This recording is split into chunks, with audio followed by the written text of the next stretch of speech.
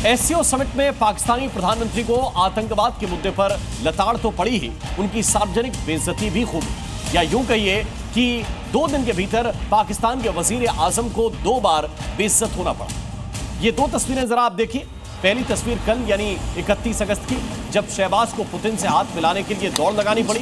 हालांकि इस बीच जिनपिंग ने उन्हें फुल इग्नोर कर दिया। और अगली तस्वीर आज की है, जब मोदी, जिनपिंग और पुतिन एक साथ हंसते हुए जा रहे थे तो शहबाज हाथ बांधे खड़े खड़े देख रहे थे। पाकिस्तानी पीएम की इंटरनेशनल बेइज्जती, मोदी पुतिन की यारी, शहबाज दरबारी। एससीओ के मंच पर जब सभी नेता मौजूद थे, वहीं पाकिस्तान के प्रधानमंत्री शहबाज शरीफ भी मौजूद थे। लेकिन इस बीच प्रधानमंत्री नरेंद्र मोदी, चीन के राष्ट्रपति शी जिनपिंग और रूस के राष्ट्रपति व्लादिमीर पुतिन गर्मजोशी के साथ मिले, हंसते हुए बात करते दिखे। वहीं पीएम मोदी और प्रेसिडेंट पुतिन के बीच जबरदस्त केमिस्ट्री देखने को मिली। वहीं शहबाज शरीफ का भी चेहरा मोदी, जिनपिंग और पुतिन को देखकर उतर गया। और जब मोदी और पुतिन बात करते हुए शहबाज के सामने से गुजरे तो वो एक दरबारी की तरह खड़े हुए दिखाई दिए। एक तरफ मोदी, पुतिन और जिनपिंग एक दूसरे से गर्मजोशी के साथ मिल रहे हैं, वहीं शहबाज को कोई भाव नहीं दे रहा है। इससे पहले कल जब पुतिन और जिनपिंग मंच पर शहबाज के सामने से निकल रहे थे तो वो हाथ मिलाने के लिए दौड़ पड़े।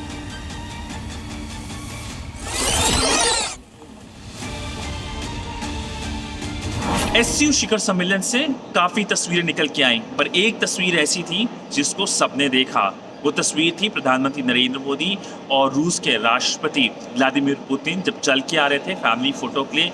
वहीं पाकिस्तान के प्रधानमंत्री शहबाज शरीफ अलग थलग दिखाई दिए। मैं आपको बता दूं कि रूस और भारत की दोस्ती काफ़ी प्रगाढ़ है और रूस के S-400 जो भारत ने खरीदे थे उनका काफ़ी उपयोग हुआ था ऑपरेशन सिंदूर के दौरान। और ये तस्वीर कहीं ना कहीं एक तरह से विजुअल रिप्रेजेंटेशन है रिश्तों को लेकर, और कहीं ना कहीं पाकिस्तान की जो दशा है और जो दिशा है वो भी दिखाई देती है।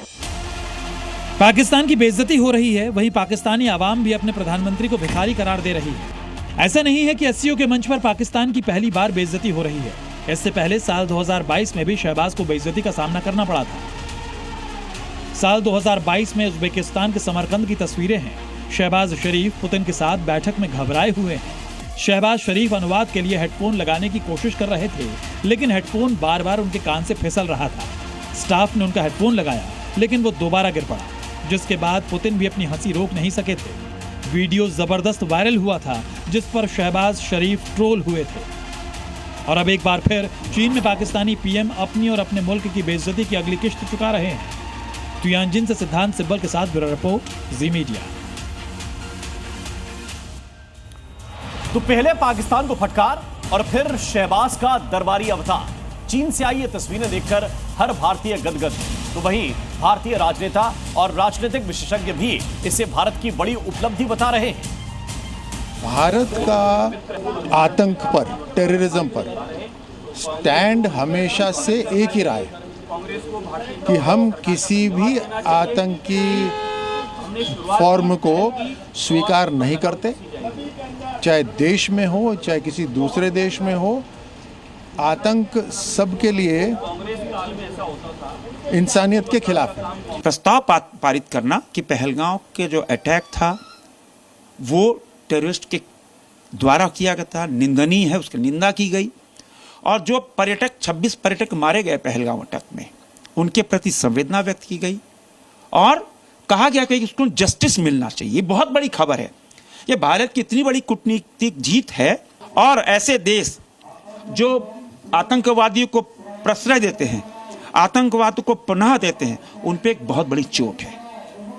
जब तक बॉर्डर पे पीसफुल सिचुएशन नहीं बनेगी और जो हम टेररिज्म के खिलाफ जो हमारा स्टेटमेंट है वो हमारा बाकायदा बरकरार रहेगा, जब तक वो चीज़ नहीं होगी तब तक बड़ा मुश्किल हो जाएगा कि आपस में वार्तालाप करना। उन्होंने काफ़ी पब्लिकली टेररिज्म के खिलाफ बोला और इससे ज़्यादा मेरे ख्याल से कोई भी हमारा देश का नेता इन सब